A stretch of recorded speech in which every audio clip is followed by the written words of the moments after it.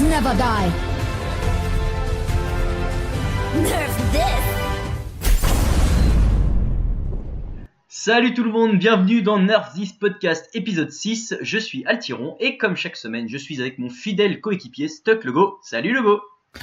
Salut Alti, comment ça va? Eh ben ça va super bien, je suis hyper content, je suis un peu excité là de reprendre, j'ai l'impression qu'on a eu une semaine de pause, en fait pas du tout, mais ouais là, ça va être cool, là, j'ai hâte que ça reprenne. Bon alors comme je dis, on est un peu tous perdus parce qu'on n'a pas eu d'Overwatch cette semaine, l'Overwatch League, mais rassurez-vous, ça revient dès mercredi soir, et en attendant on vous a préparé un petit programme fort sympathique avec un point sur les transferts officiels de la Ligue, et même les petites rumeurs, un petit power ranking, la preview de la semaine 6, mais d'abord, on vous l'a promis depuis une semaine, on a un invité incroyable, si on peut dire. En tout cas, on accueille cette semaine dans cette émission Christophe Lemaître, médaillé olympique et grand fan d'Overwatch. Ensuite, on finira comme toujours par l'Overtime avec ses petites questions taquines. C'est parti pour un nouveau Nerf This Podcast.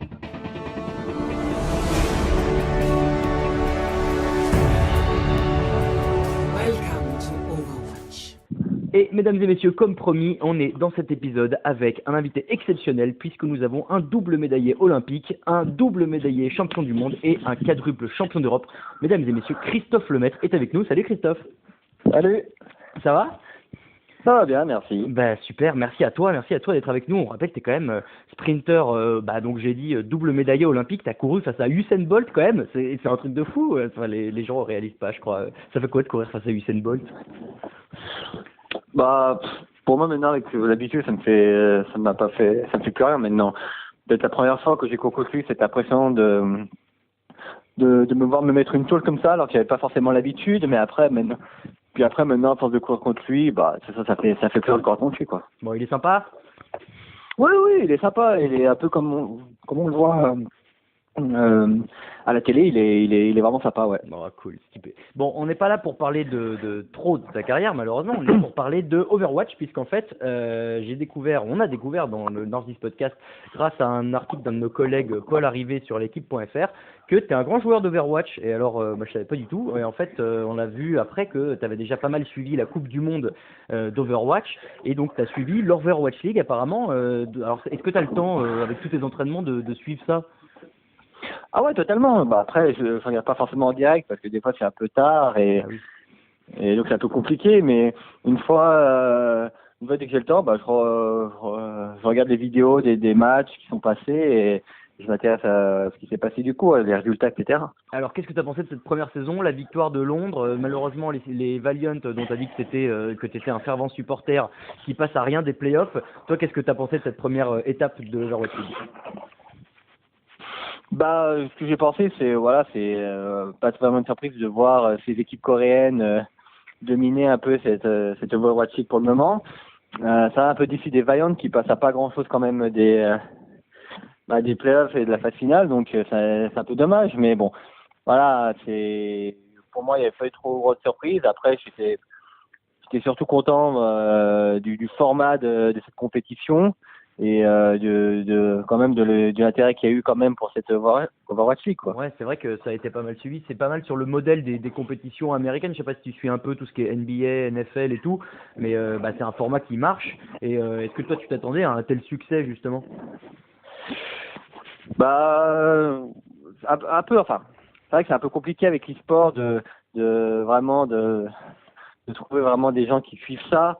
Mais après, je pense qu'après ce qui s'est passé à la Coupe du Monde d'Overwatch, l'intérêt qu'il y a eu, et je pense que ça continue à grandir, et je pense qu'il y a de plus en plus de monde qui suit ça, et vraiment c'est bien. Bon, alors donc tes joueurs préférés, on a cru comprendre, c'est Soon et Unko, nos deux petits Français, et les Valiant, ton équipe préférée. Est-ce que tu as d'autres joueurs que tu suis un peu ou qui t'ont impressionné dans cette première étape, ou même des équipes qui t'ont impressionné ? De toute façon, ouais, les équipes, oui, c'est pour ça que je suis content qu'il y ait support des joueurs français à Overwatch League. J'ai vu qu'il y avait Aken qui va rejoindre les de la Fuel. Et puis après, les équipes vraiment impressionnantes. Forcément, en termes de jeu, c'est quand même les équipes coréennes, donc London Spitfire, New York Excelsior, qui ont un niveau de jeu vraiment au-dessus quand même. Aussi, j'ai impressionné par aussi, ce qui m'a impressionné, c'est aussi la Farah de Saul Dynasty, de Fleta, je crois qu'il s'appelle. Fleta, il est incroyable. Sur Safara, il a une précision, c'est assez impressionnant, ça m'a vraiment choqué, ouais. Parce que toi, tu joues quel poste quand tu joues à Overwatch? T'es plus quel rôle? Bah, moi, je suis plus support en règle générale. Là, j'étais main Ange la saison dernière et aussi un peu cette saison. Bah, bon, après le nerf que Merci a subi, bah, du coup, là, je me suis un peu... Je joue quand même beaucoup Moira parce que j'adore le style de jeu de Moira. Franchement, c'est assez impressionnant. Elle est capable de healer, faire du DPS et surtout de s'échapper assez rapidement. Donc, vraiment, elle est assez mobile et elle fait un peu tout. Et donc, j'aime bien ce personnage. Donc, je pense que après les nerfs, je vais peut-être continuer un peu plus à la jouer. Ouais. Et t'as un petit niveau? T'es classé quoi, là? Bah, actuellement, je suis classé platine. Là, j'ai réussi à passer platine cette saison. Donc voilà, on va essayer de continuer un peu à monter. Mais je pense que c'est à peu près mon niveau pour le moment. Ouais. Oh, c'est pas mal. Bon, moi, c'est un niveau que j'aurai jamais, mais c'est pas grave. Est-ce que t'as... Donc, on l'a dit, tu suis pas mal les joueurs français, Soon, Unco, aussi peut-être un peu Poco et Mento AKM. Est-ce que t'as déjà échangé avec eux? Est-ce qu'ils savent que t'es un grand supporter d'Overwatch, que t'es un de leurs fans? Est-ce que vous avez déjà parlé? Bah, alors, j'imagine, en vrai, c'est difficile, mais par les réseaux sociaux ou autres? Non, j'ai jamais vraiment échangé avec eux. Je suis un peu ce qui se passe sur les réseaux sociaux, ce qui m'est, etc. Mais on n'a jamais vraiment échangé, donc moi j'aimerais bien. C'est vrai que ça m'intéresse un peu de parler un peu de tout ça avec eux qui sont peut-être un peu plus près de l'événement et c'est vrai que ça m'intéresserait. T'as pas des compétitions à Los Angeles par hasard cette année pour aller les voir jouer en vrai? Non, malheureusement, non, pas trop. Malheureusement, c'est un peu loin, mais il y a pas vraiment de grosse compétition au championnat du monde, mais bon, après, pourquoi pas. C'est vrai que d'y aller juste pour assister à regarder ça, c'est vrai que ça m'intéresserait de voir l'ambiance parce que, tu sais, comme on voit à travers les vidéos, c'est vrai que ça a l'air d'une grosse salle avec un gros show et je pense que de suivre ça de plus près, ça doit être vraiment incroyable, quoi. T'as envie d'aller t'entraîner un peu dans le coin, par hasard? Bon, tu passes par là, on sait jamais. C'est pas prévu. Ouais, on sait jamais, je demande à mon entraîneur de faire un camp d'entraînement là-bas et pendant une petite étape, voilà, ça va être pas mal. Ouais. Bon, pour la suite de la saison, c'est quoi tes pronos par exemple, quelle équipe tu vois réussir le top 3 le prochain stage? Bah, top 3, bah, je pense que ça va être encore nos fameuses équipes favorites, c'est-à-dire Spitfire, New York. Ah oui. J'espère un peu plus, je vois que les Vaillantes arrivent en play-off. Après, il y a du coup, je suis peut-être aussi un peu les Saul Dynasty qui ont fait quand même un bon parcours, même si je m'attendais à ce qu'eux soient justement avec c'était soit les Vaillantes ou eux qui soient en phase finale. Donc pour moi, ça va jouer avec je pense que ça va jouer avec presque 4 équipes. Après, on va voir ce que le nerf de Merci va donner au niveau de la méta, mais bon, je pense que sans ça reste. Je pense que c'est eux ces 4 équipes-là qui ont un niveau un peu au-dessus et qui peuvent aller prétendre pour passer en finale pour l'étape 2, quoi. Ok, bon, bah ouais, de toute façon, tout le monde est globalement assez d'accord sur ce sujet-là. Christophe, merci beaucoup. On va te laisser retourner t'entraîner. Ça, c'est quoi un peu tes prochaines échéances sportives? Bah là, ce week-end, j'ai le championnat de France élite en salle. Et puis après, on va attaquer 14 semaines d'entraînement intensif pour préparer l'été. On va attaquer début mai. Puis la grande échéance, ça va être les championnats d'Europe à Berlin, où je vais tripler 100 mètres, 200 mètres, 400 mètres. Et l'objectif, c'est de ramener une médaille en or si possible. Ouais, sur chaque distance. Même un peu plus, non? Tu peux viser 3. Ouais, bah ouais, sur chaque, il n'y a pas de souci. Je vais viser mais sur chaque, bien sûr. Bon, bah écoute, en tout cas, on te le souhaite. Bonne chance de ça, bon entraînement. Et puis, bah du coup, on continue de profiter de l'Overwatch League jusqu'à la fin. Tu m'as dit que c'était en août, bah c'est parfait. Ce sera juste après la fin de la saison. Tu auras le temps de tout regarder, sans forcément déborder sur les entraînements. Ah bah c'est nickel. Top. Christophe, merci beaucoup. Bonne journée. Puis bah nous, on va continuer le podcast avec Logo. On va continuer à vous présenter un petit peu tout ce qui nous attend dans l'étape 2. C'est après ce jingle.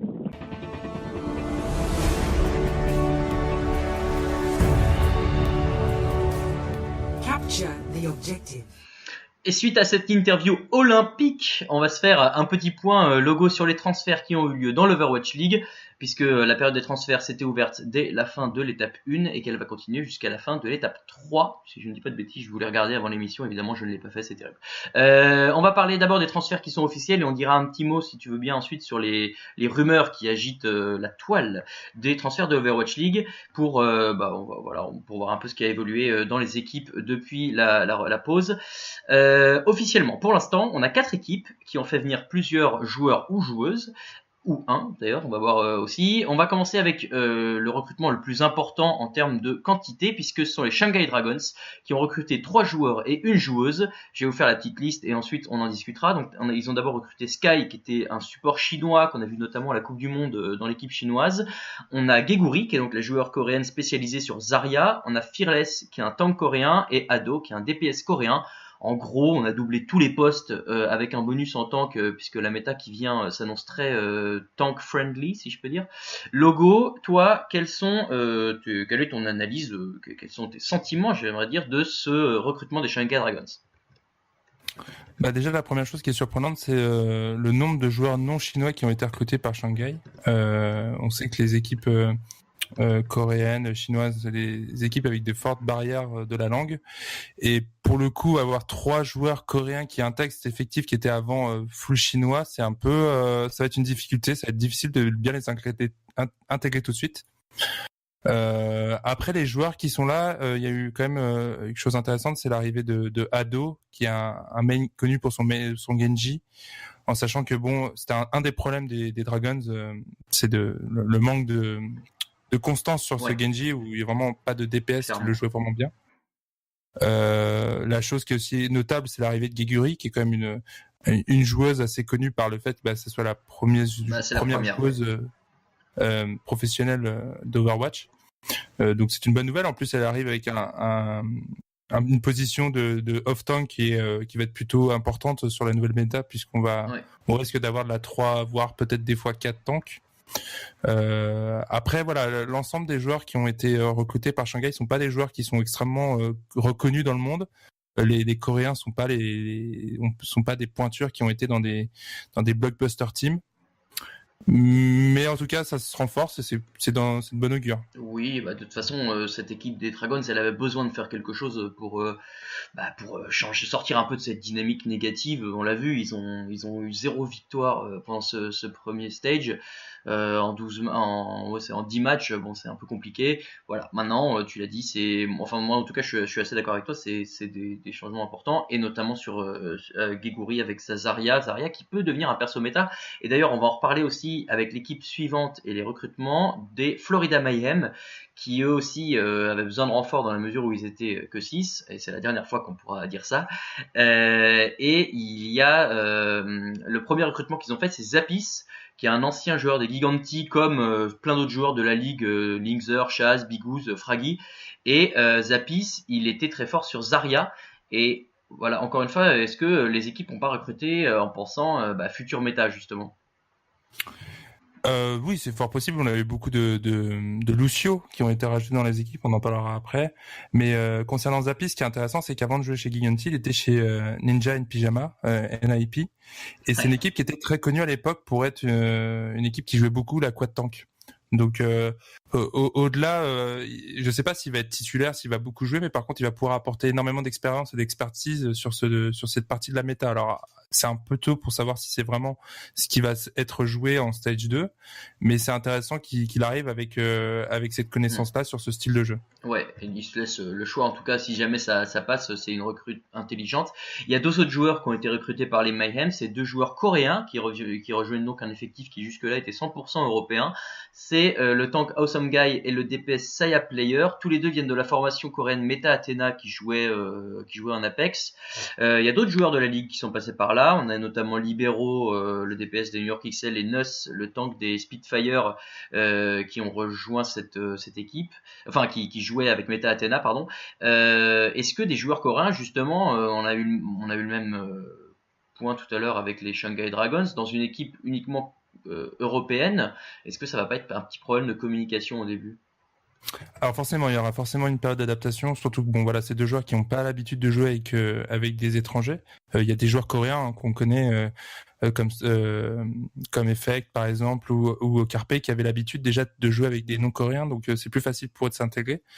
Cependant, le move intelligent qu'a fait Florida, c'est d'intégrer Ryder dans le coaching staff, qui est un coach coréen et qui va particulièrement s'occuper des deux joueurs, deux nouveaux joueurs du soleil, je sais plus comment. Et du matin calme, les Coréens. Du matin calme, voilà. Le soleil levant sur le Japon. Et ce qui est chose intéressant, la principale arrivée, je dirais, c'est quand même Saya Player, qui est un joueur très connu pour sa tresseur. Et qui pose question par rapport au rôle de Logix dans le futur de cette équipe. Logix qui était quand même un des meilleurs joueurs tresseurs annoncés au début de cette Overwatch League, notamment grâce à ce qu'il avait fait dans les Contenders en saison régulière, un peu moins en playoff. Et là, pour le coup, Logix a été un petit peu moins performant qu'escompté. Et Saya Player risque de prendre sa place de joueur hitscan, de DPS hitscan. Donc à voir. En tout cas, ça va permettre à TVQ et Logix d'être d'avoir un pool de héros moins important et plus se concentrer sur des spécialités. Donc ouais, ça, c'est mais intéressant quand même pour peut-être. Moi, je trouve. Alors, je suis d'accord avec ton analyse. Maintenant, je trouve que cette situation est un peu injuste pour Logix, dans la mesure où moi, je trouvais que c'était plutôt lui qui portait l'équipe, que lui avait plutôt tendance à porter l'équipe que à la tirer vers le bas. Donc si on le remplace sur son pic tresseur en disant mec t'es sympa mais t'as pas été assez bon donc on l'a perdu, je trouve ça un peu dur à avaler dans la mesure où il était quand même pas un boulet pour cette équipe des Mayhem. Non, ça va être une des intrigues en fait, justement, ça va être de gérer comment gérer le temps de jeu de ces deux joueurs. Saya Player, c'était quand même un des joueurs les plus étonnants de pas voir en début de saison dans une équipe Overwatch League. Donc ça y est, c'est réparé, il est dans la ligue. Par contre, Logix aussi, c'est un world class tracer. Va falloir gérer les égos. Je sais pas si c'est vraiment deux joueurs qui ont des égos énormes, mais en tout cas, va falloir gérer le temps de jeu. C'est quelque chose d'important pour Florida. On va voir. En tout cas, ça apportera un peu de turnover, comme on dit chez les Français. Un autre transfert officiel, c'est celui du français AKM chez les Dallas Fuel. On le savait déjà depuis avant la fin de l'étape 1, ça avait été communiqué, mais ça a été officialisé ensuite une fois la période des transferts ouverte. Donc AKM qui est un DPS, qui est l'ancien joueur de l'équipe de France, qui jouait chez Rogue, qui était la structure 100% française, et qui serait donc le 4e français de l'Overwatch League. On en avait déjà un peu parlé. C'était l'un des plus gros free agents disponibles sur le marché. Maintenant, est-ce que Dallas avait vraiment besoin de quelqu'un à ce poste-là ? C'est un peu la question que tout le monde se pose. C'est difficile à dire parce qu'il y a quand même en plus un profil particulier. C'est pas vraiment un joueur hitscan parce qu'il maîtrise pas très bien Tracer. On l'a pas beaucoup vu jouer non plus Widow. Et de l'autre côté, c'est aussi un joueur. Il est très connu pour son soldat qui est un personnage hitscan et qui est son meilleur héros. C'est cependant, la tourelle. C'est son surnom. Didi la tourelle, ouais. Mais c'est aussi, il est aussi très fort sur Pharah. Il a annoncé qu'il s'entraînait sur son Genji. On sait pas trop le niveau qu'il a dessus en compétition, mais bon, voilà, c'est des pics qu'il voulait mettre dans son pool. Donc il a un rôle un peu bâtard, si je puis dire, dans le sens où il va pouvoir se battre avec plusieurs autres héros. Après, le problème, c'est qu'il y a un peu un empilement de DPS du côté de Dallas. Ils ont tous des rôles très définis, mais il va falloir voir et c'est un risque dans le sens où ils sont très dépendants de la méta tous. C'est-à-dire que AKM, si le soldat est pas dans la méta, il va pas être très efficient, pas très intéressant. Voilà, comme Taimu avec Rodog ou Effect avec Tracer. Eux, du coup, se sont adaptés, Rodog, en l'occurrence, Chopper, on l'a vu un peu quand même dans cette stage 1, donc ça allait, mais effectivement, il va falloir voir. On va reparler encore un peu après de Dallas Fuel quand on parlera des rumeurs à la fin de cette partie. Il y a un dernier recrutement qui a été officialisé, celui des Houston Outlaws qui ont fait venir FCT-FCN. Alors, je ne sais pas comment on le dit, est-ce que c'est FCT-FCN ou est-ce qu'il y a un autre surnom, est-ce que ça veut dire quelque chose? Je l'ai pas trouvé en tout cas. C'est un tank qui jouait avec l'équipe américaine à la Coupe du Monde, avec notamment Rocus, Jake et Coolmat qui sont chez les Houston Outlaws. C'est vrai que à Houston, pour moi, c'est un recrutement très intelligent dans la mesure où déjà c'est quelqu'un qui s'intègre facilement avec le reste des joueurs et surtout les Houston Outlaws avaient 2 très bons tanks, mais il y avait que eux. Et donc là, pour moi, c'est pas mal de se renouveler un peu, surtout si on va arriver sur une méta un peu plus tank friendly. Oui, c'est quelque chose d'intéressant parce qu'en plus d'avoir eu de l'expérience avec pas mal de joueurs en équipe équipe nationale des États-Unis, il y a beaucoup de joueurs qui viennent de Feslan déjà dans cette équipe. Donc, je crois qu'ils sont 4 maintenant de nos anciennes Fleisland et avoir joué depuis plusieurs mois, voire plusieurs années ensemble. Donc, c'est un joueur qui va s'intégrer facilement, qui va pas avoir beaucoup besoin d'un temps d'adaptation pour être efficient. Mouma a été très fort, hein, je trouve, et ça a été un très bon off-tank en stage 1, donc il va peut-être pas forcément lui prendre sa place. Par contre, ça va rajouter de la profondeur à l'effectif. J'avais entendu une analyse très intéressante qui disait que voilà, tous les joueurs de toute la ligue, quasiment sauf Los Angeles, en fait, vivent toute la journée dans le même endroit. Ils s'entraînent à l'Overwatch League, ils sont tous ensemble. Et s'il y en a un qui est malade d'une seule équipe, il peut contaminer toute la ligue. Donc c'est très important, même si on est bon sur un poste, d'avoir de la profondeur et de pouvoir changer. Oui, mais c'est Donc, bête, mais c'est important aussi, t'as raison. Et c'est un move assez intéressant, assez intelligent de la part de Houston. Ouais, très bien joué de leur part. Donc ça, c'était pour les recrutements officiels. Il y a quelques rumeurs qui ont circulé, qui ont été notamment relayées par ESPN eSport, ESPN qui est le grand site de sport américain et qui a une section eSport. Et comme ça se fait pas mal dans les autres sports américains traditionnels, il y a beaucoup d'insiders, de gens qui ont des contacts avec les équipes, avec les coachs, avec les joueurs. Et il y a 2 noms qui sont sortis principalement, et ces 2 joueurs, alors ce serait intéressant parce qu'en plus ce serait vraiment un échange, puisque ces 2 joueurs des London Spitfire, en l'occurrence Fissure et Rascal, qui seraient attendus, Fissure du côté de chez les Gladiators et Rascal du côté de chez les Fuel.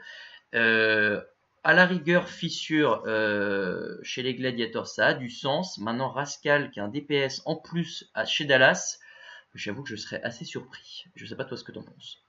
Ouais, je vais revenir vite fait sur les fissures. Ce sera un excellent move de la part de Los Angeles Gladiators parce que Asher a eu beaucoup de mal à être efficient en première stage, pardon.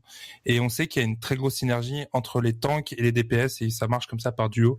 Et avoir un tank coréen avec ce joueur coréen donc qui est Asher, ce serait un excellent move, d'autant plus que Fissure, il est considéré par pas mal d'analystes comme un top 3 tank du monde. Je m'excuse, j'ai pas dit c'est le tank, enfin c'est un tank remplaçant en l'occurrence de London Spitfire. Je vais pas donné son rôle. Pardon. Et voilà, et il prendrait la place de Iremix qui a pas non plus été foudroyant du côté des Gladiators, donc ce serait un très très bon move. Du côté de Rascal pour Dallas, ce serait un move beaucoup plus étonnant de la part de Dallas dans le sens où ils ont déjà 4 DPS qui ont tous des hero pools très différents, très divers. Les rôles sont, comme on disait tout à l'heure, sont assez particuliers et en plus Rascal c'est un joueur qui est connu pour des pics curieux comme May par exemple. Quand je dis pic curieux, c'est qu'il a un hero pool très divers. C'est ça. Et donc du coup, d'un côté, il couvrerait quasiment toutes les méta possibles avec ses 5 DPS. De l'autre côté, 5 DPS pour 2 spots, voire 3 quand on est un peu excentrique, c'est difficile de gérer tout le monde. On sait qu'Effect, par exemple, avait montré un peu des sautes d'humeur à l'idée de pas jouer ou à l'idée de pas avoir de joueurs coréens, donc ce serait déjà un avantage, mais ce serait pas un tank, donc ce serait dommage pour lui. Ouais. Voilà, ce serait difficile. Il faudrait peut-être voir 1 ou 2 DPS qui seraient en transition sur un rôle de tank, mais pourquoi pas eux faire. Enfin, après voilà, si Spitfire fait des échanges de joueurs, peut-être que les Fuel aussi vont finir par faire des échanges de joueurs, et s'il y a un DPS qui leur sert moins, qu'ils vont l'échanger dans une autre équipe. Enfin, on peut voir. Si Rascal arrive sur le roster, faudra trouver des DPS à échanger, ouais. Mais surtout, alors si Rascal arrive, j'imagine que du côté de AKM, on va tirer un peu la tronche, mais bon. Voilà pour ce qui est des rumeurs, en tout cas des rumeurs principales. Il y a un dernier petit point qui est pas vraiment du recrutement, mais qui est un ajout, puisqu'en fait, pendant la phase 2, Sinatra, qui est le DPS des San Francisco Shock, aura 18 ans, ce sera le 18 mars très exactement, et il pourra donc jouer la dernière semaine avec son équipe, en l'occurrence face au Miami et au Uprising. Donc il pourra jouer 2 matchs avec eux, on verra s'ils le feront jouer à ce moment-là, mais c'est pas impossible. Il y a un autre joueur qui est en attente du côté de San Francisco, c'est Super, mais lui, pas de bol, j'ai regardé tout à l'heure, il aura 18 ans le 28 mars et l'étape 2 se finit le 25. C'est pas de bol, il attendra l'étape 3 pour jouer, mais c'est deux joueurs qui sont très attendus. On en avait parlé avec nos différents invités pendant les émissions précédentes, et ils peuvent apporter une nouvelle dynamique qui sera intéressante du côté de San Francisco. Voilà pour le petit point sur les transferts. Nous, on va passer maintenant au Power Ranking.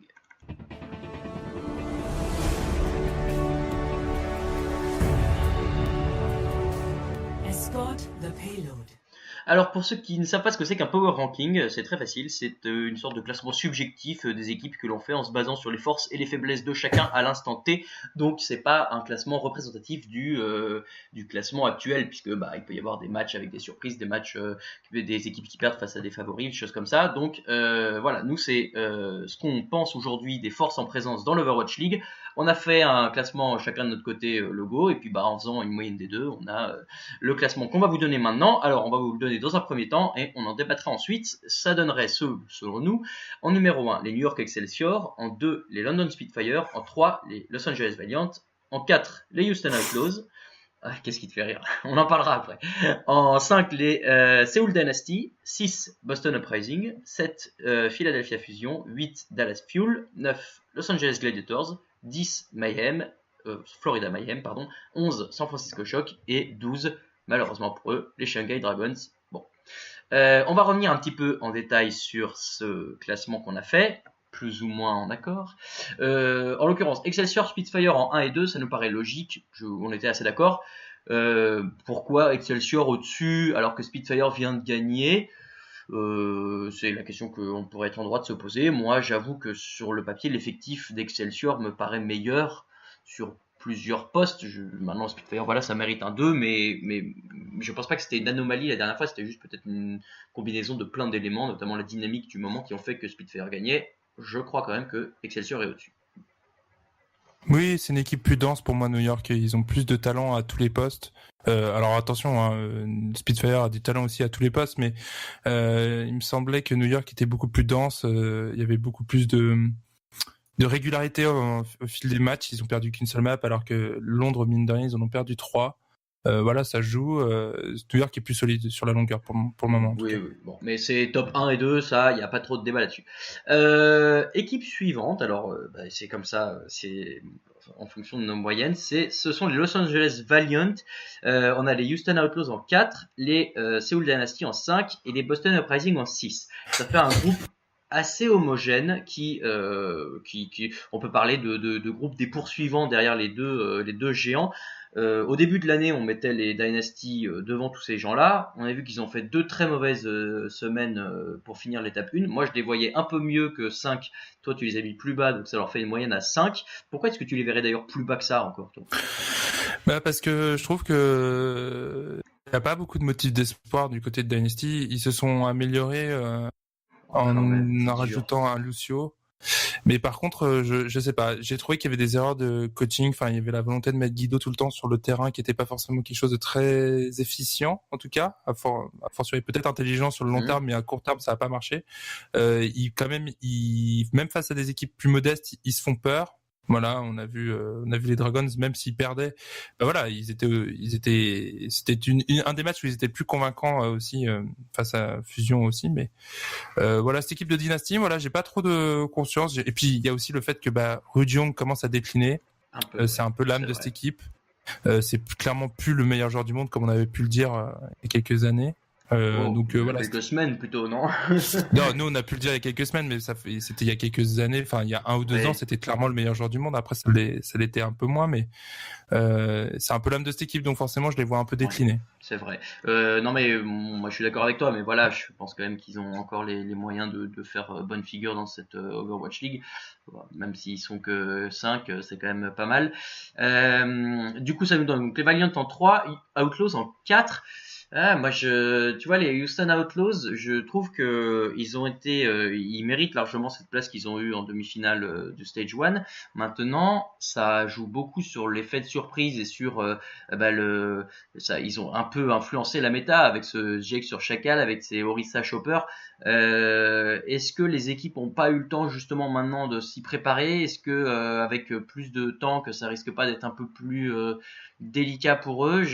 Moi je reconnais que ça reste une très bonne équipe qui vont probablement être dans le premier tiers de ce classement. Maintenant, est-ce qu'ils sont meilleurs que Dynasty? Bon, c'est une question. Le dernier de ce groupe, c'est les Boston Uprising, qui sont, on peut dire, la grosse surprise de cette première étape, puisque beaucoup les voyaient très bas parce que c'était une équipe un peu hétéroclite, et finalement ils ont fait une énorme performance. Ils passent à rien du tout de se qualifier pour les playoffs à la fin, et puis voilà, il y a pas encore, ils n'ont pas encore de recrues dans cette étape 2, mais est-ce qu'ils peuvent continuer pareil un peu comme les Outlaws à jouer de leur effet de surprise que personne n'attendait vraiment et à faire mieux que cette 6e place qu'on leur donne aujourd'hui. Moi, j'ai tendance à les voir en dessous de tous ceux dont on vient de parler. Je sais pas ce que tu en penses. Je pense que Pricing, c'est une équipe qui a encore beaucoup de potentiel, qui peut encore aller très haut parce que on les a vus performants, certes, mais c'est une équipe qui a pas beaucoup d'expérience collective. C'est des joueurs une équipe qui s'est montée pour l'Overwatch League, très peu de joueurs qui jouent ensemble auparavant, même pas du tout. Donc avec le team play qui va se renforcer au fil des semaines, c'est une équipe qui peut encore progresser. Alors que Houston, justement, ils ont joué aussi sur ce côté, on se connaît bien déjà, il y a beaucoup de joueurs qui jouaient des jeux ensemble et cette synergie qui était déjà en place qui leur a permis d'être performants sur le stage 1. Donc je pense que ce serait pas étonnant si quand on va refaire la même chose dans 5 semaines, que les Pricing soient devant. C'est une très belle équipe. C'est une très belle équipe. Pour revenir sur les Valiant, par exemple, Allez, moi je pense c'est aussi une équipe qui a... Non, les Valiant, je les aime bien. Ils ont beaucoup de potentiel en fait.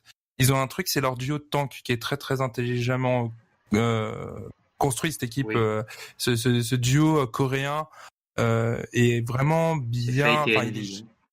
Beaucoup de potentiel. Ils sont très jeunes et très agressifs et ils fonctionnent bien. C'est peut-être un des meilleurs duos de tank aujourd'hui. Donc c'est pas mal du tout. Une belle construction par les lignes, comme on dirait dans d'autres sports. Et puis derrière, les joueurs aussi à tous les niveaux sont très forts. Il y a Soon fait un très très bon stage 1, donc voilà, c'est une équipe qui est solide. Troisième position, c'est pas mal pour eux. Oui, encore une fois, tu vois, je me base sur ce qu'on a vu dans la première étape et très honnêtement, ils étaient meilleurs que plein d'équipes. Le seul problème, ça a été un peu l'inconstance. Sans quelques erreurs un peu bêtes, ils auraient largement pu avoir la 3e place de ce classement, enfin du classement final de l'étape 1. Donc voilà, c'est pour ça qu'on les a mis là. On continue un petit peu. En 7, on a les Philadelphia Fusion. Alors les Philadelphia Fusion, ils sont très difficiles. On en a parlé un peu avant. Ils sont très difficiles à classer puisque ils sont capables d'être très forts et d'aller attraper les très grosses équipes et en même temps de galérer contre des équipes bas de tableau. C'est très dur à prédire et c'est très frustrant, j'imagine, quand on est un fan de cette équipe. J'aime bien le rappeler un peu et te taquiner avec ça. C'est le mot. Mais bon, en même temps, on peut pas tout gagner en même temps. Hein. Ça serait trop indisant. Bah ouais, voilà. Ils ont déjà gagné le Super Bowl là, il y a quelques semaines. Bon. Non, c'est une équipe qui est curieuse. Hein. Ils ont tapé New York et c'est la seule équipe qui a réussi à battre New York pour le moment. Donc ça veut dire quand même qu'il y a de la qualité dans cette équipe. Hein. Il y a des fortes individualités. Mais on arrive toujours au même problème aujourd'hui, c'est que cette coordination entre les DPS et les tanks, elle est très difficile. Hein. Les DPS sont très forts, mais on a l'impression qu'ils jouent un peu de leur côté. Il y a pas de synergie, il y a pas de teamplay. Et bon, ok, ils ont pas pu vraiment beaucoup travailler en amont. Ils ont eu des difficultés dans la préparation. Cependant, au fil des semaines, on n'a pas vu de progression, voire même on a vu une régression. Je suis d'accord avec toi. Cette excuse qui est une vraie excuse, qui est pas une excuse pour se plaindre ou quoi, mais qui est la vérité, de dire on n'a pas eu le temps de s'entraîner ensemble. Je trouve qu'au début ça se voyait pas et que plus on avançait, plus le niveau baissait et finalement on se dit mais attendez, quand vous étiez pas entraînés ensemble, vous étiez super forts. C'est quoi votre problème? Arrêtez de vous entraîner limite, non? C'est bizarre. Un des motifs d'espoir qu'il y a pour Philadelphia, c'est le possible retour de Reinhardt. Alors c'est pas sûr du tout, hein, mais bon, s'il y en a du quad tank, du tri tank qui arrive dans la méta, Reinhardt pourrait revenir méta et ça pourrait permettre à Fraggy de jouer son main. Et on sait que c'est un très très bon Reinhardt et ça pourrait vachement simplifier un petit peu, d'avoir une équipe un peu moins mobile. Ça pourrait simplifier le teamplay en fait, ralentir le jeu, ça pourrait leur permettre d'être plus posé, d'être plus intelligent pour construire les pushes. D'autant plus quand on sait que c'est Carpe qui est une tresseur qui fait les calls et c'est assez difficile quand on est tresseur d'avoir vraiment une vision de jeu 360 quoi. Mais maintenant tu dis si Reinhardt revient, on en avait parlé, je crois que c'était dans l'épisode 5 avec Shetwan, on disait si Fraggy est sur Reinhardt, il foncera moins dans le tas. Reinhardt, je vous rappelle qu'il a des propulseurs pour foncer en plein dans le tas justement, donc c'est pas forcément un pick beaucoup plus safe que peuvent l'être un Winston ou d'autres héros, ou d'autres tanks qui chargent quoi. Donc bon, c'est son main, donc il le gère sûrement mieux, mais il faudrait quand même faire attention à ça. La suite du classement, on a un groupe assez homogène, en tout cas après ce qu'on a vu, entre les Fuel, les Gladiators et les Mayhem. On peut même mettre les chocs et encore. Bon, on va enlever les chocs pour ce truc-là. Donc Fuel, Gladiators, Mayhem. Moi, les Fuel, je suis un peu déçu. J'aimerais bien les mettre plus haut. J'aimerais croire que le changement de méta, que les recrues, pour l'instant juste AKM, mais pourquoi pas plus, peuvent les faire progresser. Maintenant, ils sont quand même moins forts que tout ce qu'on a vu avant, quoi. Ça va être compliqué pour eux, malgré tout, je pense. Bah ouais, c'est un peu difficile de lire cette équipe parce qu'ils ont pas très joué méta. Ils ont fait beaucoup de tri-tank pour le moment, qui a moyennement marché. Ils se sont cherchés. On a vu beaucoup de compos changer. Quand je parle de compos, je parle des joueurs sur la scène. Ça a beaucoup changé. Effect qui à un moment donné jouait plus, ce qui était étonnant. Oui, on savait pas trop. Même qui allait jouer, quoi. Ouais, c'est ça. On faisait jouer Seagull titulaire et puis on savait pas si finalement il allait revenir. Enfin, je suis d'accord avec toi que c'était difficile à lire de l'extérieur et que du coup de l'intérieur ça doit être bizarre aussi. Ouais, c'est très fouillé et puis l'arrivée d'Akam est en soi une bonne nouvelle parce que en termes de talent pur, c'est quelqu'un de très très fort Akam, c'est un vrai diamant sur Overwatch. Cependant, il rajoute pas de la clarté sur la hiérarchie des DPS. Parce qu'il a un pick rate il a un hero pool qui est très particulier et derrière qui on met parce que est-ce qu'il faut à côté de lui un hitscan, est-ce qu'il faut un projectile, on sait pas trop en fait puisqu'il est un peu entre les deux, donc cette équipe est difficile. Cependant ils arrivent quand même à gratter des matchs, ils ont quand même au final ils ont 3 victoires et ils sont capables de faire mieux, faut toujours s'en méfier, c'est une équipe qui peut gratter tout le monde. 2 victoires la dernière semaine, donc c'était pas des grosses équipes en face, je me souviens plus, il devait y avoir les chocs et il devait y avoir une autre équipe du bas de tableau, mais c'était pas ça leur met une bonne dynamique. Et puis maintenant cet éventail de possibilités pour AKM, ça peut aussi être une force parce que on sait pas qu'est-ce qu'il faut jouer avec lui. Maintenant, si lui peut s'adapter à beaucoup de situations, ça peut être un point positif aussi. N'oublions pas aussi le retour de XQC qui avait pas beaucoup joué mine de rien en stage 1. C'est tout à fait vrai, j'avais oublié d'en parler tout à l'heure. Bon, il va pas carry toute l'équipe. Coco était un peu en difficulté sur le poste de main tank. On sait qu'il est surtout joueur de Reinhardt et là pour le coup XQC est plus un Winston main, donc ça leur laisse plus d'options. Donc c'est quand même plus important. Ouais, t'as raison d'en parler, je l'ai complètement oublié tout à l'heure, mais en fait, comme moi, depuis qu'il a été suspendu, je pensais qu'ils allaient carrément le virer, mais non, ils l'ont toujours, donc bon, pour l'instant, il peut revenir. Juste derrière, donc, 2 semaines. Oui. Gladiators, Mayhem, alors Gladiators aussi, c'est un peu frustrant, c'est un peu comme les Fuel, c'est-à-dire qu'on sait pas trop, notamment chez les DPS entre c'est Asher, Surefour et Hydration, qui est titulaire, qui ne l'est pas, et bon, voilà, c'est une équipe qui a du talent, c'est incontestable, mais dans cette Overwatch League où il y a les meilleurs joueurs du monde et des structures incroyables, comme toutes celles qu'on a dit avant, c'est difficile d'imaginer qu'ils peuvent faire beaucoup mieux que ça. C'est frustrant pour les Gladiators parce qu'on sent qu'ils sont pas loin d'avoir un niveau très correct, voire bon. Il leur manque en fait, je pense, une coordination entre la frontline et les DPS un peu meilleure. Et voilà, et un peu clarifier cette hiérarchie au niveau des DPS. Alors, ça a l'air d'être un petit peu mieux lors de la dernière semaine de la phase 1, puisqu'ils faisaient tourner les 3 DPS en même temps, ce qui était quelque chose d'intelligent, puisque en fonction des maps, il y a des duos qui peuvent correspondre. Puis aussi un peu mettre un peu moins Hydration, la pression sur Hydration, c'est quand même quelque chose d'intéressant, parce que c'est un joueur qui est très fort, mais qui peut être un peu, qui est un peu inconstant. Et si Fissure, comme on disait tout à l'heure, arrive au niveau des Gladiators, un des principaux points faibles de cette équipe va être comblé avec un joueur vraiment incroyable. Donc c'est l'équipe qui peut vraiment progresser aussi. Voilà, elle a du potentiel, mais comme dit, il y a des clients en face, quoi. Les Mayhem, on en a parlé un petit peu au moment des recrues, c'est pareil, malheureusement, de ce qu'ils ont montré en première phase, c'est difficile d'imaginer qu'ils fassent un gros bond au classement. Maintenant, voilà, alors 2 joueurs coréens peuvent apporter un peu des choses différentes de ce qu'on a vu. Si Zarya devient méta, comme on a tendance à le penser, Zapis peut aussi être un bon apport. Voilà, malheureusement, ils sont à leur place en 10e dans cette ligue de Cador, tout comme le sont les Chocs en 11 et tout comme le sont les Dragons en 12. Finalement, ces équipes-là, c'est des équipes qui elles sont pas là pour faire de la figuration, mais aujourd'hui, quand on voit le niveau qu'il y a à côté, c'est très compliqué pour eux, malgré les recrues, comme on l'a dit pour les Dragons. Les chocs, j'attends peut-être de voir, parce que Player et Super et Sinatra, ça peut être vraiment une plus-value pour eux. Maintenant, pour toutes les autres équipes, en fait, pour les chocs, il y a surtout qu'il y a déjà Baby Bay qui est là, et qu'avec l'apport de ces deux joueurs, ça peut créer un nouveau truc. Maintenant, chez les Mayhem et les Dragons, j'ai l'impression que la dynamique, elle est déjà pas au maximum, mais qu'elle est déjà bien lancée et que ça va être très difficile de faire beaucoup mieux, en fait, de step up beaucoup, malgré ces ajouts-là. Et c'est pour ça qu'ils sont là, tout simplement.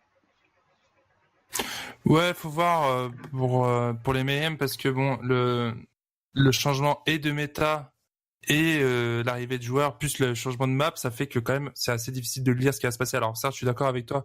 En termes de talent pur, ils sont pas non plus voilà, il y a clairement des équipes qui sont vraiment beaucoup plus fortes qu'eux. Mais l'arrivée des Mayhem, les arrivées des Mayhem sont très intéressantes. L'arrivée de Saya, c'est quand même un joueur de classe mondiale, donc son arrivée va quand même les rendre beaucoup plus menaçants. Concernant les chocs, moi je suis pas aussi enthousiaste que toi par rapport à Super et Sinatra. Ce sont vraiment des joueurs exceptionnels. Cependant, ils sont jeunes. La preuve en est, ils peuvent pas encore jouer puisqu'ils sont pas encore majeurs. Et c'est une équipe qui a besoin, je pense, d'expérience.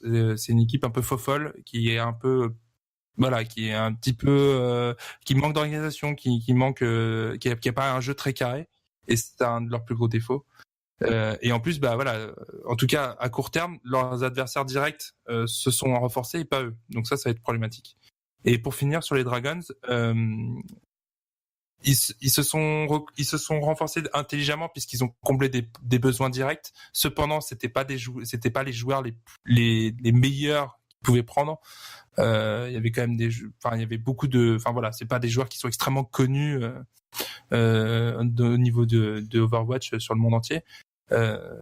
Et en plus, il y a cette barrière de la langue entre les joueurs coréens et chinois qui fait que on se dit qu'à court terme, ça va être difficile de tout de suite voir les effets de ces arrivées. Après, ils sont arrivés déjà il y a une semaine, donc j'espère qu'ils ont eu le temps de se préparer un petit peu.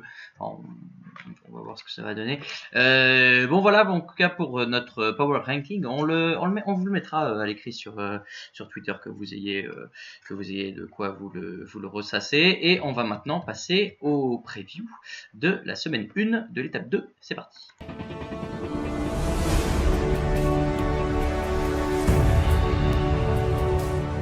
Capture the objective.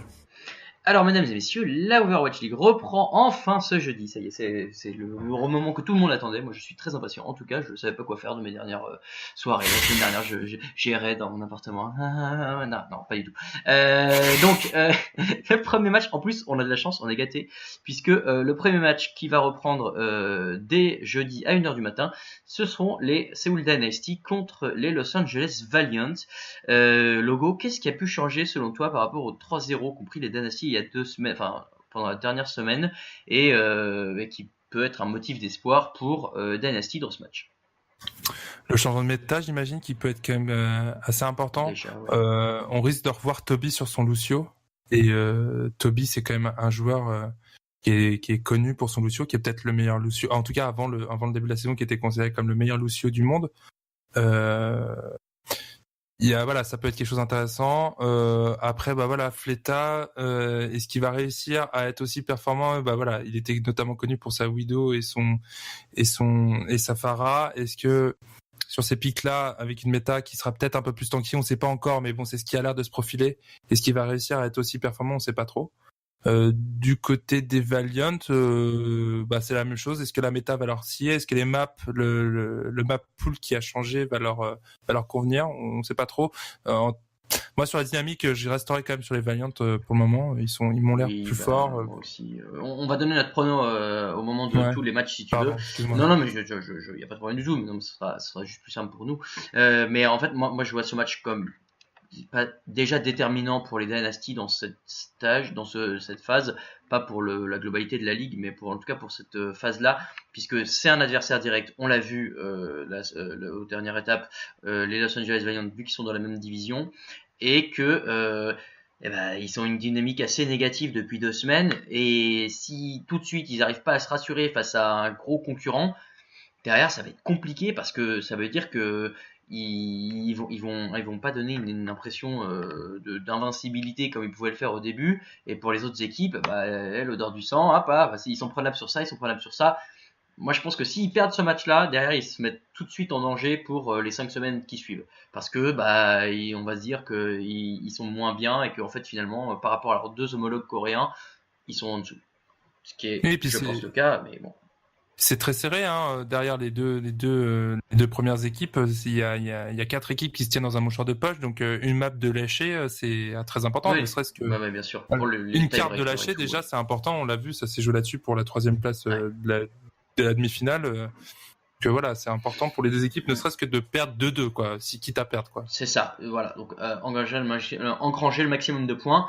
Ouais, mais je trouve que Dynasty a plus à perdre sur ce match en tout cas. Le match suivant, ce sont les London Spitfire contre les New York Excelsior. Ça vous dit quelque chose, c'est normal, c'était la finale du premier stage. Ce sera samedi à 1h du matin. Et alors, même question que pour le match précédent, qu'est-ce qui peut être différent cette fois-ci ? Moi, j'ai tendance à croire, et c'est ce que je te disais un peu tout à l'heure, que si les Excelsior sont plus forts sur le papier, les Spitfire avaient pour avantage la dernière fois d'avoir cette dynamique positive de toute la journée qui avait progressé. D'abord, ils avaient perdu contre Excelsior, puis ils avaient gagné leur 2e match, puis ils avaient gagné la demi-finale, puis ils arrivaient en finale complètement lancés. Là, cette fois-ci, ça fait 2 semaines qu'ils n'ont pas joué, enfin 1 semaine et un peu plus, et du coup, sur ce match-là, Spitfire a peut-être pas les mêmes dynamiques et Excelsior est peut-être plus serein qu'il ne l'était pendant la finale. Ça peut jouer, je pense. Et il y a quelque chose qui est très important pour Londres, c'est qu'ils enchaînent en 24 heures 2 matchs assez difficiles puisqu'ils jouent la veille contre Houston, on en parlera tout à l'heure. Après, on l'a vu, enchaîner les matchs, c'est pas spécialement un problème pour eux puisque sinon ils auraient pas pu gagner la finale du stage 1. Cependant, ça implique que la préparation contre cette équipe de New York va être un petit peu tronquée. Mais en même temps, c'est une équipe qu'ils connaissent bien puisqu'ils l'ont déjà affronté 2 fois. Il y a 2 semaines en plus, donc c'est tout frais dans leur tête. Du côté de New York, surtout, comme on l'a dit tout à l'heure, je pense qu'il y a plus de talent et on a pu aussi se poser un petit peu plus, revoir les VOD pour analyser cette finale. Finalement, New York était vraiment pas loin de la prendre à un moment donné sur Horizon. Ils étaient à teamfight de gagner la map. Non, c'est pas comme s'ils avaient gagné 4-0 les Spitfire. Donc ces 2 équipes sont vraiment proches. Donc ça, c'est pour notre 2e match. Donc voilà, le rematch de la finale. Ça va être très sympa. Et encore un dernier match qu'on vous propose d'analyser un tout petit peu plus dans cette semaine 6. Ce sera la semaine 6. C'est encore un rematch de la dernière semaine. On va y arriver. Ce sont les Boston Uprising face aux Houston Outlaws. Là, encore une fois, c'était un affrontement épique pendant la semaine 5 la semaine 5 tout court.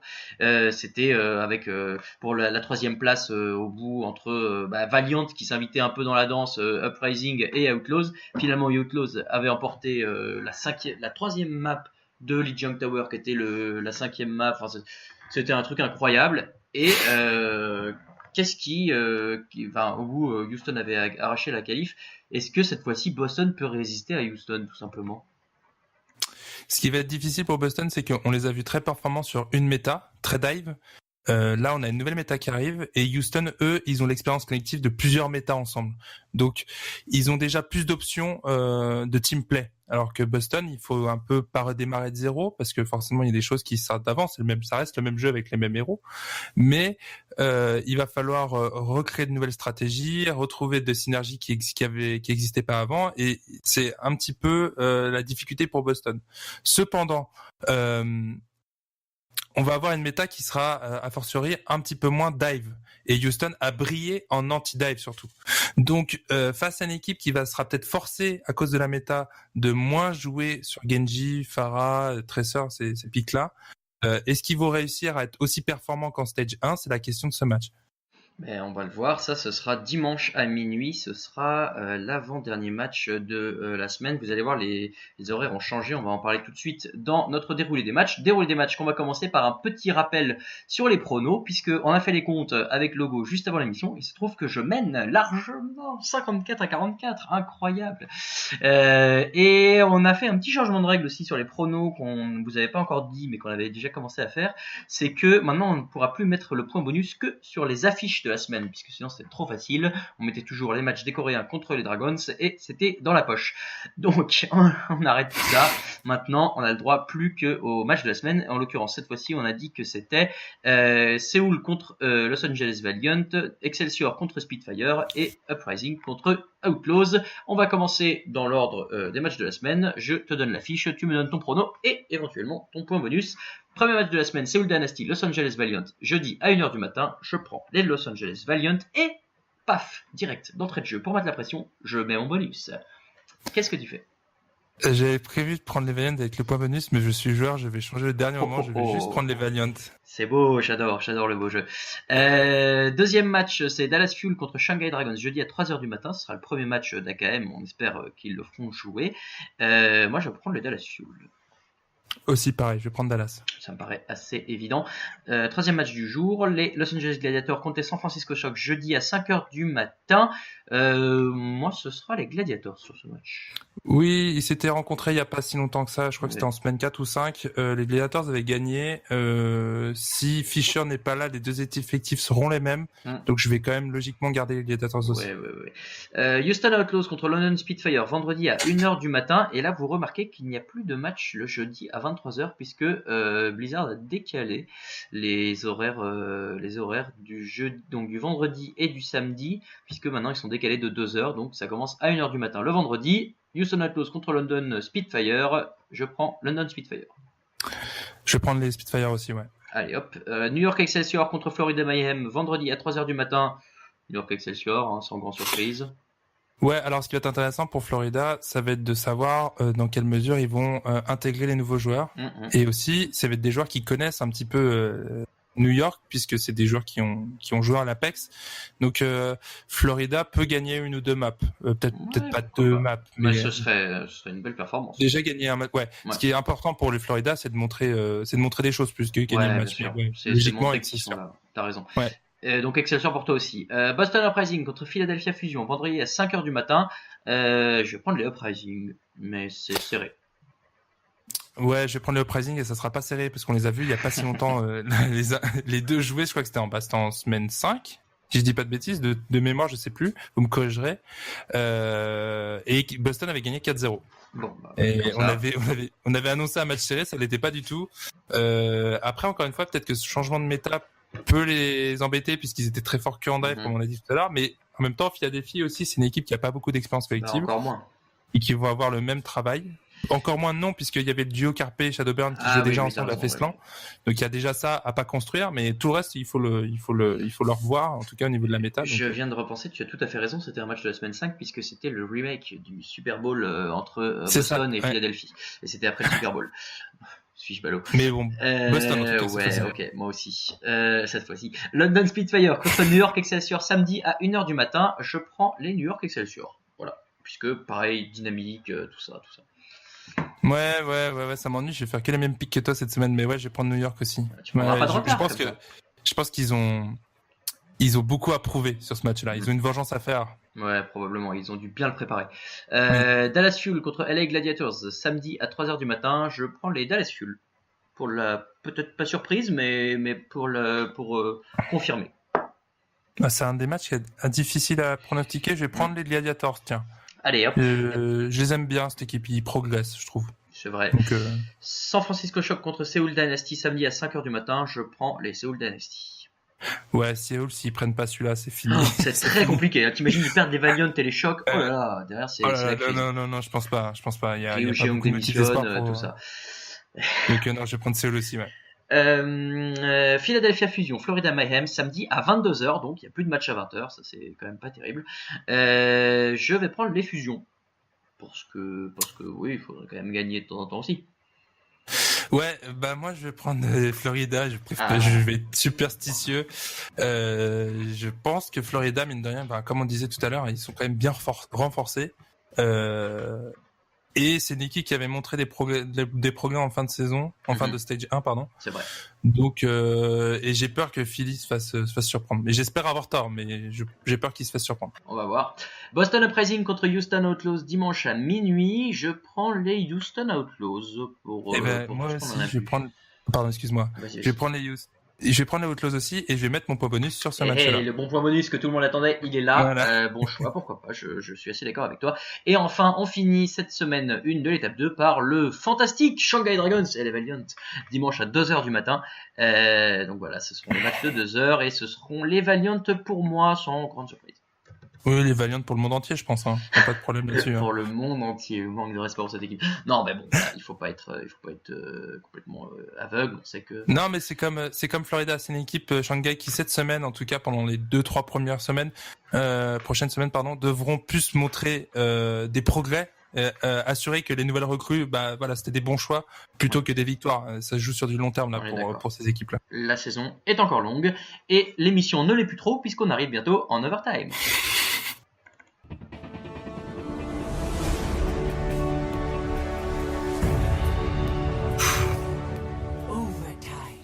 Quelle transition, c'est fantastique, on dirait que c'est son métier. L'overtime, donc vous connaissez maintenant, les questions-réponses rapides et décalées, puisqu'il n'y a pas d'invité, nous répondrons directement avec Logo. Et est-ce que tu as tes questions sous les yeux ? Tout à fait. Alors c'est parti, les nouveaux horaires de l'Overwatch League, c'est pour qu'on dorme encore moins la nuit en France, tu penses ? Je pense que c'est spécifiquement pour nous embêter, ouais. Pas gentil. Alors le site Judge Hype, il parle d'un prix d'entrée entre 35 et 60 millions de dollars pour les équipes pour entrer en saison 2 de l'Overwatch League. Est-ce que tu penses que ça va faire peur aux équipes européennes ? Ouais, j'ai peur que ce soit énormément d'argent pour un truc qui est pas encore dans nos mentalités, donc ça peut être un peu compliqué.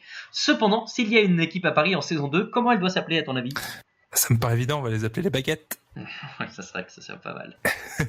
Et toi, tu penses quoi ? Tu les appellerais comment ? Je sais pas, moi genre un truc encore plus cliché, genre les Tours Eiffel ou les les bérets, les moulins rouges, c'est un truc complètement ridicule. Ouais, les croissants seraient énormes. Bon, pour l'instant, on n'a pas eu d'échange en tout cas entre des équipes, mais ça pourrait venir. Tu donnerais quoi toi pour avoir un Fleta ? Bah alors, je sais pas ce que je donnerais à l'équipe, mais alors lui, je lui vendrais un jacuzzi, je lui vendrais un bar à pizza, un bar à salade, un bar à tout ce qu'il veut. Je m'en fous, il peut demander ce qu'il veut, honnêtement, il vient, je l'accueille sans problème. Qu'est-ce que tu penses du mode capture de drapeau en compétitif ? Je suis pas vraiment fan de ce mode de jeu, je trouve qu'il est vraiment différent des 4 autres modes qui sont connus déjà. Cependant, avec des grosses guillemets, avec un terme d'expérience, ça serait intéressant de le voir en tiebreaker, ça serait rigolo. Ah, c'est vrai que ça pourrait être sympa, ça mettrait un peu de piment. Ouais. Surtout qu'en plus, il y a ce tiebreaker dans le tiebreaker qui est très marrant, ça serait ça. Bon, on a eu un premier médaillé olympique, tu voudrais avoir qui comme de second médaillé olympique dans le podcast ? Ah, franchement, si Martin Fourcade il veut venir, c'est comme pour Fleta, je lui donne tout ce qu'il veut. Je lui donne le jacuzzi, je lui donne le bar à pizza, enfin tout ce qu'il veut. Ouais, en vrai, j'adorerais avoir Martin Fourcade dans l'émission, mais bon, je ne sais pas s'il est très branché Overwatch League. C'est une question qu'on lui posera à l'occasion, si jamais on a le choix. Et enfin, beaucoup plus terre à terre, toi quel casteur tu voudrais avoir dans le podcast maintenant ? Je les veux tous. Ouais, c'est une bonne réponse, je suis d'accord aussi. Tremblay, casteur de l'Overwatch League qui écoutait ce podcast bientôt, nous tournerons vers vous. Mais non, mais en vrai, c'est super cool de réussir à les avoir. Donc, tous ceux qu'on peut avoir, ils sont les bienvenus. Voilà. Et merci à ceux qui sont déjà venus, c'était vraiment à chaque fois de super rencontres. À Dibou, Zaroïd et Chetouane qui sont pour l'instant nos 3 cobayes et qui sont toujours en vie, donc c'est que ça se passe plutôt bien avec nous. Et c'est comme ça que se termine l'épisode 6 de Nordic Podcast. Merci à tous de nous avoir écoutés. Un énorme merci à Christophe Lemaître qui était avec nous au début du podcast pour nous parler de l'Overwatch League. Pour nous écouter, vous pouvez nous retrouver sur SoundCloud, sur iTunes, peut-être bientôt ailleurs, on en discute, c'est dans les tuyaux. Pour suivre l'actualité du compte, c'est sur Twitter, @NerfThisCast, il n'y a pas le pod, il n'y avait pas la place, et sur Facebook, @NerfThisPodcast, là il y a le pod, parce qu'il y avait la place. Nous aussi, on est sur Twitter, @stock_logo pour logo, @RaoulVDG pour moi-même. Tiens d'ailleurs, on en profite, on va faire la pub pour un podcast qui vient d'être lancé par notre boîte mère qui est TDA Media. Le podcast s'appelle 48, ça parle de basket, c'est présenté par le grand gourou Alain Mattei. Oui, je l'appelle le grand gourou, ça lui fera plaisir. Et le premier épisode est sorti ce lundi avec Fred Weiss, médaillé d'argent aux Jeux Olympiques. Et hop, encore des médaillés olympiques. Quel podcast de qualité au pluriel. Donc allez écouter tout ça sur SoundCloud, c'est soundcloud.com/48podcast. Donc voilà, si vous aimez le basket, vous aimerez le podcast 48. Merci Logo, on se retrouve la semaine prochaine. Oui, avec le retour des matchs enfin. Yes, le retour des matchs, ça va être top. On a hâte de voir tout ça, on a hâte de voir les nouvelles cartes. Et on a hâte de voir la nouvelle méta. Voilà, je vous embrasse, je vous fais des bisous et je vous dis à la semaine prochaine. Ciao. Salut.